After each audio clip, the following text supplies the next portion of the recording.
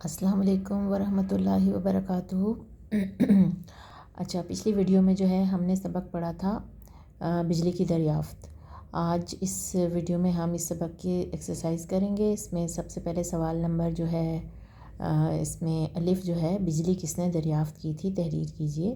اچھا، تو اس کا جواب جو ہے وہ اس سبق میں ہم نے پڑھا تھا کہ ایک سائنسدان جو ہے، اس کا نام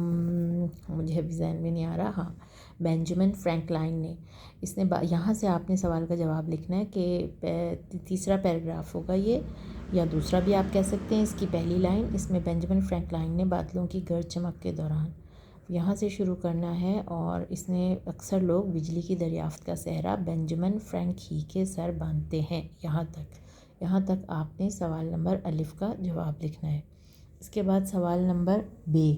برق سکونی اور برق رواں کے فرق کو واضح کیجیے۔ جیسا کہ ہم نے پہلے پڑھا کہ برق سکونی، آپ نے جواب کیسے دینا ہے کہ برق سکونی وہ بجلی ہے جو ٹھہری ہوئی حالت میں پائی جاتی ہے، ٹھیک ہے، اور جو ہے یہ عام طور پر بادلوں میں ہوتی ہے، اور اس کو جو ہے ذخیرہ کے اس میں رکھا جاتا ہے، ذخیرے کی شکل میں، اور اس کی مثال جو ہے وہ سیل،